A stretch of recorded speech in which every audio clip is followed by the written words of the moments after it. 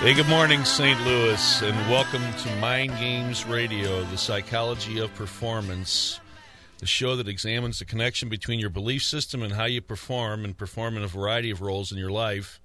And what we like to do in our show is we like to talk with effective performers and see what we can learn from them and use in our own daily life. My name is Tom Michler. I'm your host for the show. And we have a very special guest today on our show. We're going to be joined by Mr. Rick Zombo to talk a little bit of blues hockey, talk a little bit of Lindenwood College hockey as well, to hear from Rick, his background growing up and what he's doing in youth sports these days. At this point in time, though, I also want to introduce my guest co-host for the day is my brother Terry. Terry is a CBC soccer coach, years and wealth of experience in terms of coaching, so I think Terry's going to be a good fit and have some good stuff for Rick. So we're looking forward to today's show, Terry. Rick Zombo, when I told you that Rick was coming on the show right away, you said two words that really define Rick Zombo to me. I said gritty and dependable. Right. And I think those words go a long way in anything, particularly in sports. But what an honor it is to be sitting next to Rick here for all that he's done in his career, but probably more importantly, what he's doing post-career. It's not all that often where you see a professional athlete that's willing to go back into the grassroots and start building it back up the right way. And the right way is the key. And a lot of people want to get into it, but they all have their different, and they do it with with what they think is probably the right intention. But I think sometimes there's a different way of doing it that could be tweaked a little bit and could be a little bit better approach. So hopefully today we're going to hear a little bit about that from Rick and his approach. I had a chance to sit down with Rick earlier this week, and I tell you, he just took a lot of time and was very open and talking about his experience. And it's just been my experience, especially with St. Louis hockey players. That's just how they are. They're accessible to you. They want to be in the community. They want to be involved. So I just, I can't say enough for him taking the time, but just seems so typical of hockey players. Oh, that's good. That says a lot. What it reminds me of is when I go to Europe, go to Holland, and I watch the youth training with the professional clubs.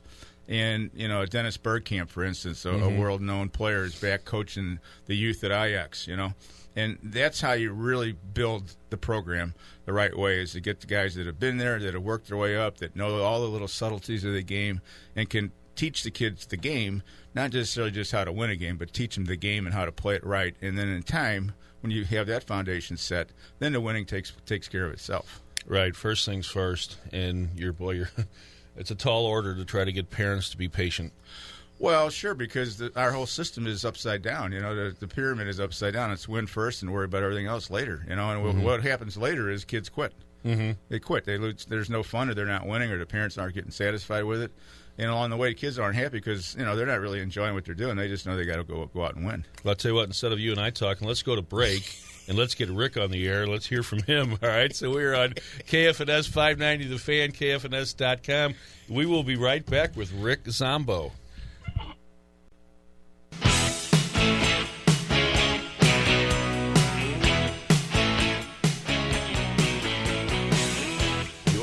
To Mind Games, presented by E3Wealth.com. And we are back on Mind Games Radio. I'm your host, Tom Michler, joined today by my guest co-host, my brother Terry, and we have Rick Zombo in the studio with us. Good morning, Rick. Morning, Tom. Thanks. How are you? I'm very good. Thank you. Okay, good. Now, it was just about a week ago where the Blues lost their fourth consecutive playoff game, so we're going to start off with a little bit of Blues talk. Rick, can you give us just some of your thoughts about the Blues playoff season, the season overall as well, too, but what a disappointing end for St. Louis fans and the Blues. I completely agree with you, Tom. It's a disappointing end when you go out 4-0. It's rough. I was hoping, you only take one game at a time. When they're down 3 Cobb, I'm hoping they win one game on the road, at least to bring another game back here. And all you're doing is trying to breathe some life into the program. But it's over with. You can't do anything about it, and try to look at the positive side, and hopefully the maturation of the playoff process is ingrained and they learn from it. But tremendous positive is their season and enthusiasm and excitement that they finally put it all together. And it's just it was a great season, and hopefully they can continue and lose and use that loss as motivation to prepare for next season. Rick, what did you see as some of the keys for the Blues this year? Obviously, they had the goaltending. The goaltending was spot on throughout the year. What else stood out to you as a player in watching the Blues this past year? Well, I think they played as a team, and I think they had players that understood their roles, and they contributed as far as a deep lineup. You know, to have depth in your lineup, they had some real good selections that they started bringing in as young players that prospered in their opportunities that were presented to them. So when they did have injuries, not only did they have players to fill positions, but these are players that had experience to fill a role and did very well at it, and they all contributed. And like you said, to have the goaltending tandem that they had, both Halak and Elliott, that's the key anytime that you want to win, but also nurture through the process, the learning process of those young players. I'm sure as a former defenseman, you knew that you had a goalie behind you that took a little bit of pressure off that rearview mirror of yours. There's no question about it. I mean, the key to their team this year is, you know, when they increase their team speed, you increase the team speed by how efficient your exits are. And not only Shattenkirk and also Pietrangelo had the ability to have that puck on their stick, at least to the top of the circles, and then some. And then it just opened up options for players in passing lanes. And that's where the team speed came from. Yeah, I mean, when you can defend just looking forward, not having to look back over your shoulder, that changes your perspective of the game, too, I'm sure. Same way in soccer. Yeah, you're exactly right, Terry. It got to be a downfall because, unfortunately, those are young players that really took a beating in the first round against San Jose, and not just those two players were identified, but everybody was a target there, and the Knicks, and you could see a little bit of hitch or hesitation anytime players started coming around, or Shark players started coming around the Blues, around Game 4, Game 5, and then they got bombarded in Game 1 against L.A.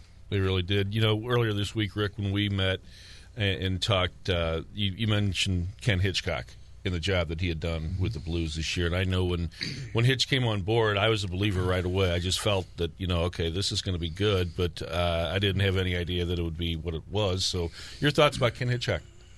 Well, there's been an awful lot of media coverage on it. Obviously, it does make a difference.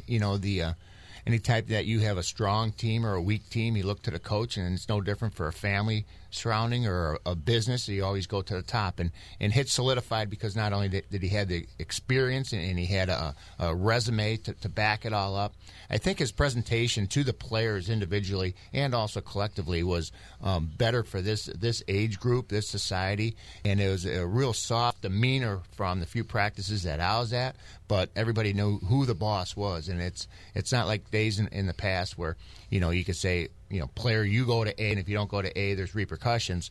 Players now have to understand why they're going to A. Can you talk a little bit about the players that you see coming up these days compared to when you were making your way into the NHL with the Red Wings back in the day, and just some of the differences in terms of approach and mentality? I don't know if you see a big difference or not in players these days. Well, there's a tremendous difference. In hockey, the game hasn't changed. The game is still willpower, and it's adversities on a shift-to-shift basis.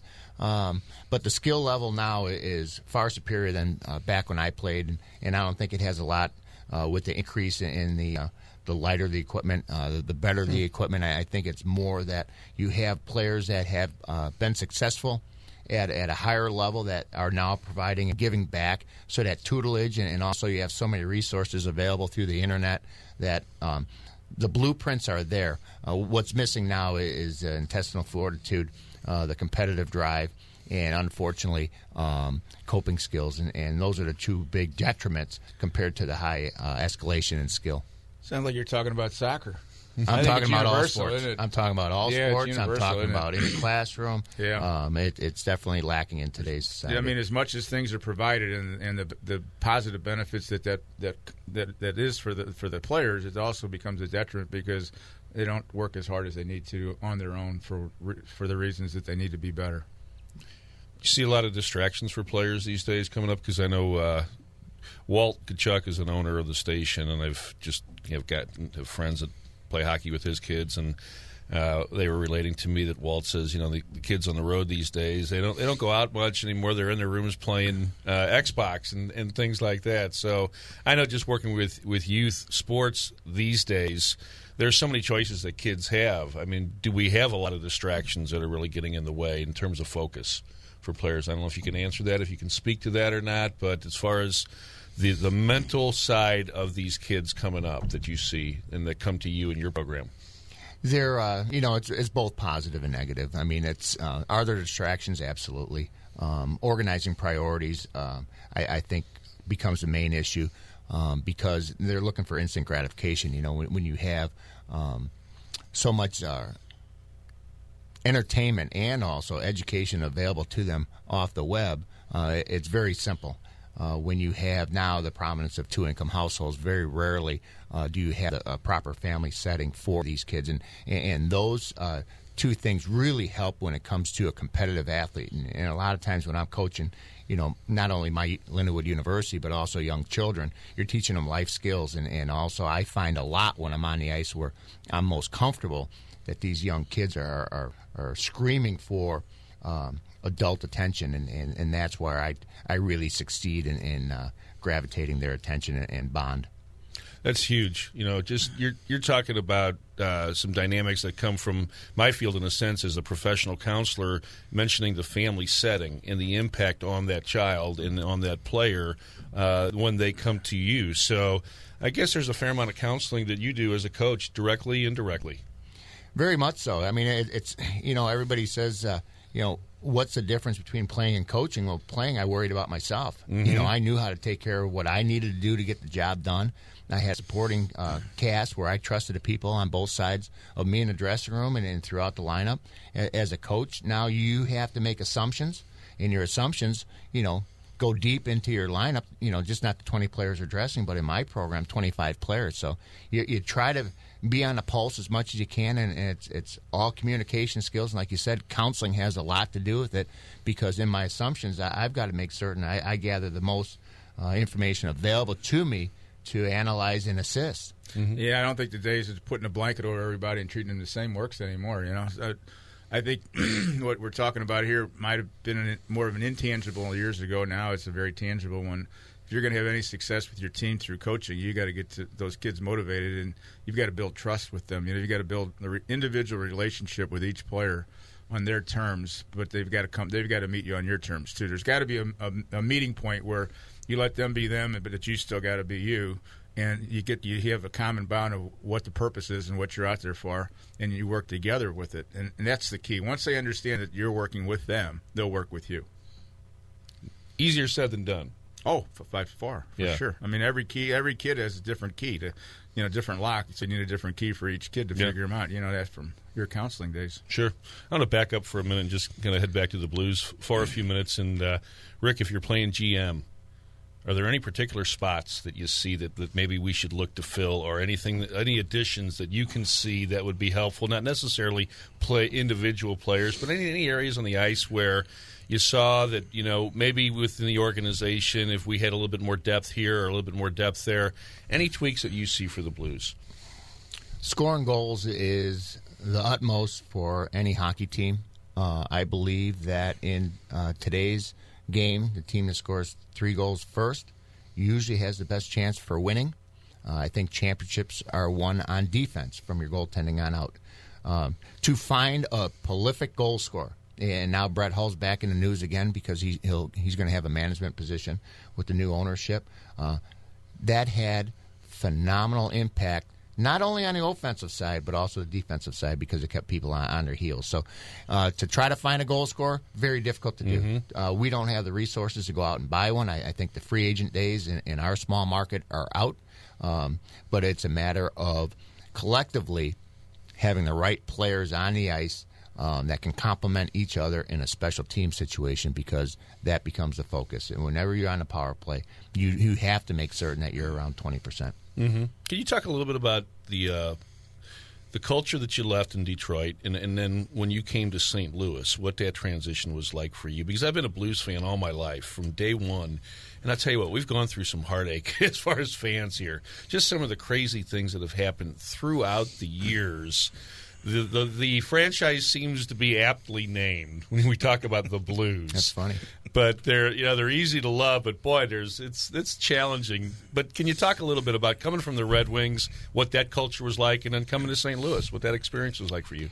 It is easy to talk about, but difficult because I love making St. Louis my home, and has since I've been traded here in '91. definite culture change being traded from Detroit to here. In saying so, it was from my perception the best to the not so best. The Red Wings were really treated like a family. When I got drafted and started my pro career with Detroit, you have to understand, as a team that was barely struggling over 55, 58 points, it was, back in those days, teams would come in and they'd have to skate off their hangover for the first two periods, and if it's close, they'd beat us. But what Detroit did, and when I say as a family, they took a page out of Montreal Canadiens' success. They made certain that they shipped players down to the minors in Adirondack. They built and they had good coaching and Bill Dineen down there. Moved NHL players that were long in the tooth on their career, that had success in the National Hockey League, to assist not only the coaching staff but also on a day-to-day basis as far as the players. They had veteran players to help out. So what they did, they nurtured not only learning how to play the game but being a true professional down in the minors, and then also move up when you're in that spot. And they still do that. It's very important to recognize not only that there's a learning curve, you got to start with the foundation, but also it's a dramatic change not only in paycheck but the caliber of play and your daily life when you go from the minors to the National Hockey League. I'd like to follow up on that. I've got my producer Matt waving at me. We're going to head to a break here, but we're going to come back and talk a little bit about that, especially that point as far as modeling after a successful program. How important that is. We are on KFNS 590 The Fan with Rick Zombo, KFNS.com. We will be back shortly.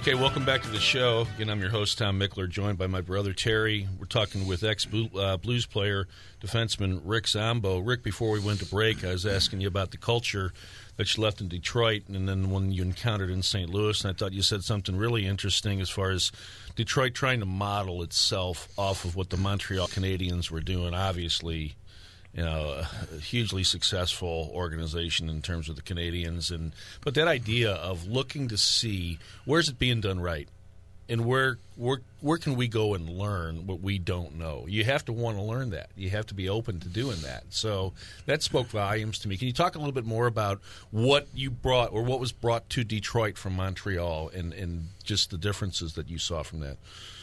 The commitment to your professionalism is so important.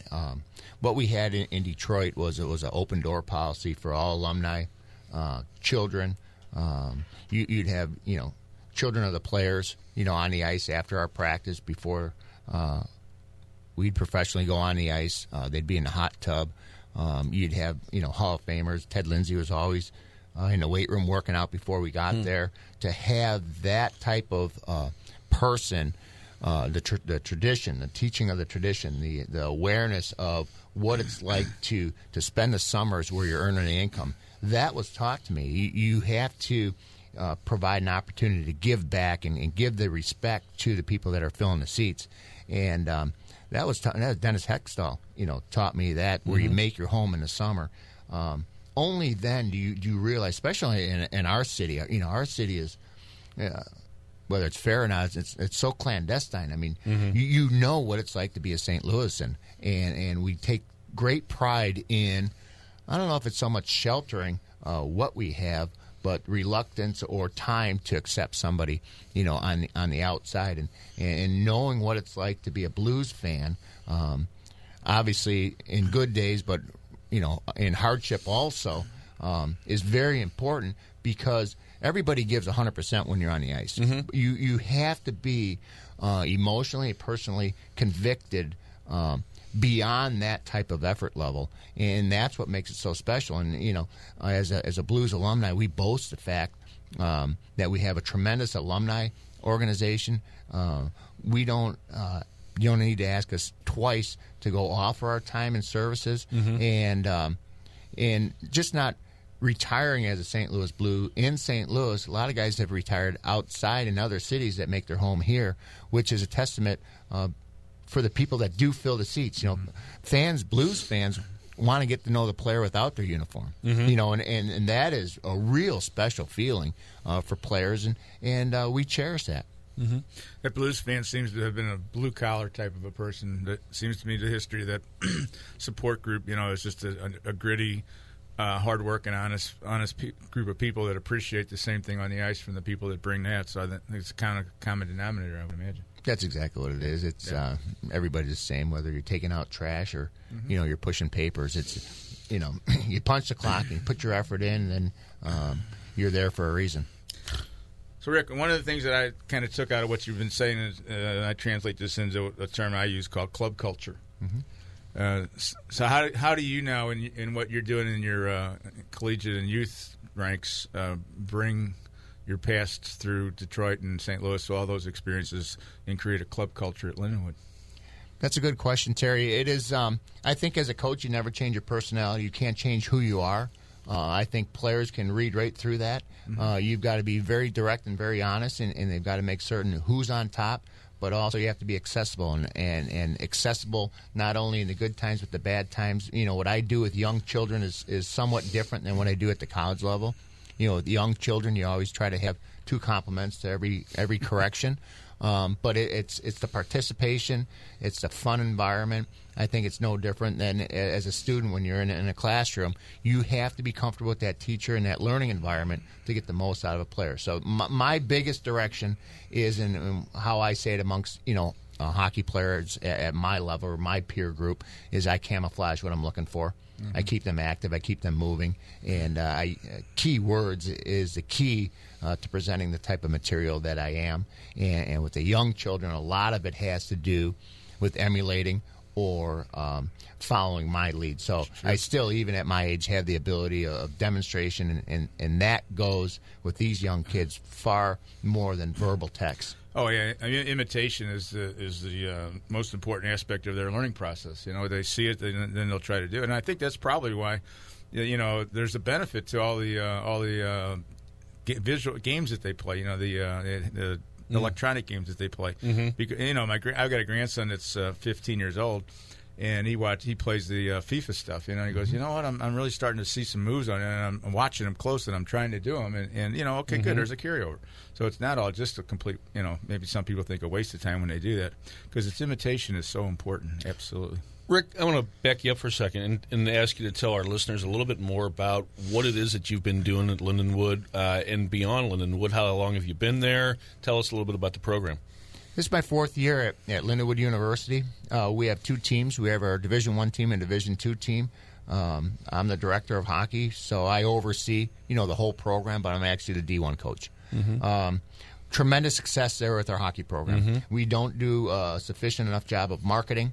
It's a product that is absolutely phenomenal when it comes to student athletes and the type of execution that we have as far as personnel goes. What we do is, and we're in a great position where statistically or record-wise, we've been to the national tournament, to the final game, 3 of our last 4 years. Last year, this past season, we lost in the semifinals in the national tournament. We went in as a number 2 seed. Is a rebuilding year for us with 10 freshmen. It was a phenomenal season for my young players of what we had accomplished.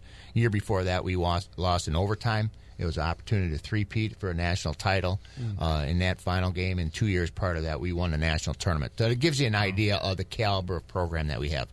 What I'm most proud of the fact is that it had been a culture change since I went in. We instilled a 3.0 grade point initiative, cumulative, you know, for our players. We came up a little bit short in this early fall season. I think we're 2.7, and the grades have yet come out for this season. We have student athletes. It's the education first, and it's a reflection of my players and getting our players to understand it's not the performance on the ice.